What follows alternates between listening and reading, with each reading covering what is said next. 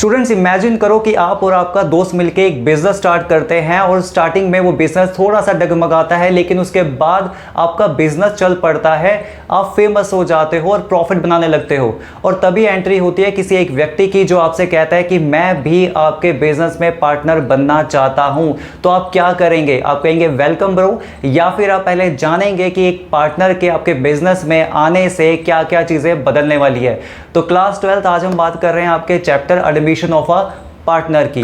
So student, इसको बहुत interesting example के साथ आज इसकी इंट्रोडक्शन की शुरुआत करते हैं। यहाँ पे हम एक एग्जांपल लेते हैं कि मान लीजिए कि दो दोस्त, जिसमें से एक एक्स है और एक वाई, वो शुरुआत करते हैं अपने बिजनेस की और एक कैफे जो है वो ओपन करते हैं। क्या ओपन करते हैं? एक कैफे जो है वो ओपन करते हैं दोनों मिलके, करेक्ट। और दोनों बिजनेस में कितना इन्वेस्ट करते हैं? 10-10 लाख रुपए जो है वो बिजनेस में क्या करते हैं? इन्वेस्ट करते हैं। और यहाँ पे जो ये प्रॉफिट डिवाइड कर रहे हैं वो अभी क्या है आपका 50-50% है। दोनों ही 50-50% प्रॉफिट जो है वो डिवाइड करते हैं। अब इनका बिजनेस में ये दिन रात मेहनत करते हैं और बिजनेस चल पड़ता है, प्रॉफिट आता है, कस्टमर बनते हैं, और वहीं एंट्री होती है एक और पार्टनर की यहाँ पर, जिसका नाम यहाँ पे हम ले रहे हैं जेड। अब यहाँ पे जो जेड है वो इनके पास आता है और कहता है कि मैं भी आपके बिजनेस में पार्टनर बनना चाहता हूं। मैंने आपका बिजनेस का जो नाम है वो सुना है, काफ़ी फेमस है, लेकिन मैं आपके बिजनेस में अगर इन्वेस्ट करता हूं तो मैं अपने साथ साथ अपना अनुभव यानी कि अपना एक्सपीरियंस लेकर आऊँगा, अपने कॉन्टैक्ट्स लेकर आऊँगा और इन्वेस्टमेंट करूँगा, करेक्ट। और यहाँ पर क्या कहते हैं, जो एक्स और वाई है वो एक दूसरे को देखते हैं और कहते हैं कि हाँ ये एक अच्छी अपॉर्चुनिटी हो सकती है, तो वो सहमत हो जाते हैं और जेड को एज अ पार्टनर ऐड कर लेते हैं। लेकिन अब समस्या ये है कि जब Z एक पार्टनर की तरह ऐड होगा तो क्या क्या समस्या आने वाली है। पहली चीज़ ये कि अब तक ये डिवाइड कर रहे थे क्या, आधा आधा प्रॉफिट, यानी कि 50-50% प्रॉफिट। अब क्योंकि Z जो है वो बिजनेस में आएगा तो सबसे पहली चीज़ जो चेंज होने वाली है वो है इनकी प्रॉफिट शेयरिंग रेशो, यानी कि इन दोनों को अपना शेयर डिवाइड करना पड़ेगा।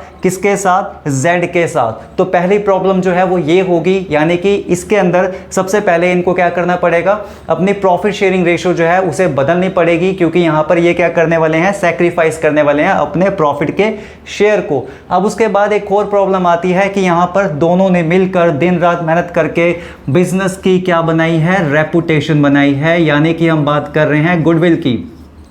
जिस तरीके से आप देख रहे हैं कि इनका बिजनेस फेमस हो चुका है, तभी जेड जो है इसी चीज़ को देखते हुए इनके बिजनेस में इन्वेस्ट करना चाहता है।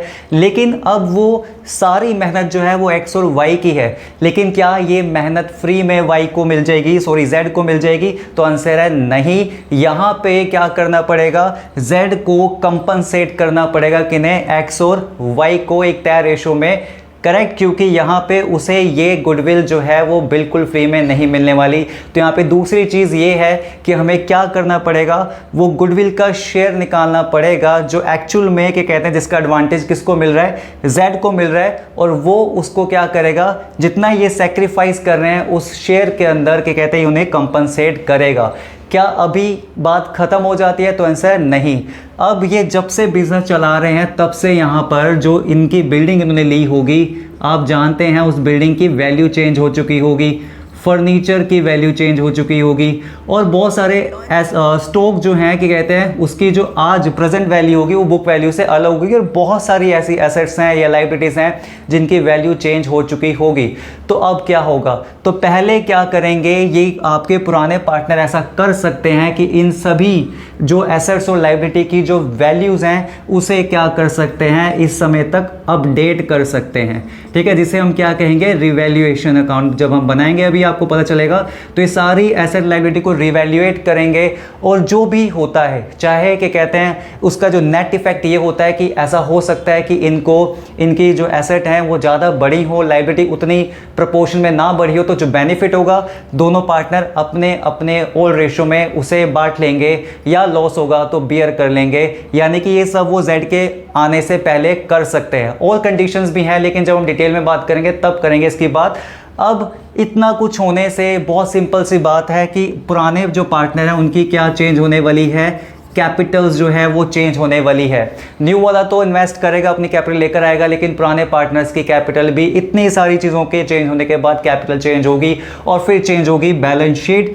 और इसका मतलब ये होता है कि एक पार्टनर के एडमिट होने से किसके अंदर, बिजनेस के अंदर, फर्म के अंदर बहुत सारी चीज़ें चेंज होती है। मैंने एक एक करके अभी आपको शॉर्ट में समझाया, जैसे कि प्रॉफिट शेयरिंग रेशियो बदल जाएगी, करेक्ट।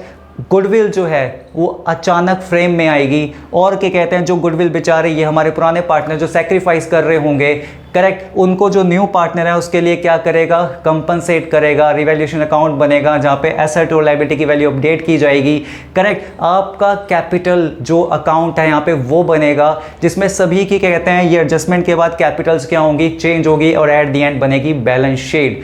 तो क्लास 12th हम अगली वीडियो में एक एक करके होने वाले सभी चेंज को डिटेल के साथ पढ़ने वाले हैं। तो सभी मेरी इस आने वाली एडमिशन की जितनी भी वीडियोस होने वाली है उसके साथ जुड़ जाना, और ज़्यादा से ज़्यादा से शेयर करना बच्चों के साथ, लाइक करना अगर पसंद आए, ठीक है। तो मिलेंगे नेक्स्ट वीडियो में जहाँ पे हम जानेंगे कि प्रॉफिट शेयरिंग रेशियो जो है वो नए पार्टनर के आने से कैसे चेंज होती है। तो मिलते हैं नेक्स्ट वीडियो में, तब तक के लिए बाय बाय।